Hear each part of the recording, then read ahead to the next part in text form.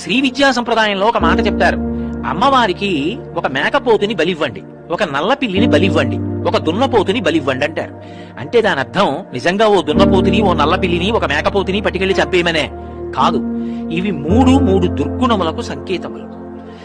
నల్లపిల్లి దేనికి సంకేతం అంటే దొంగతనానికి సంకేతం. దొంగ బుద్ధిని విడిచిపెట్టేయి, పరమేశ్వరుడు నీ యజమాని అని అంగీకరించి దొరలా బతుకు.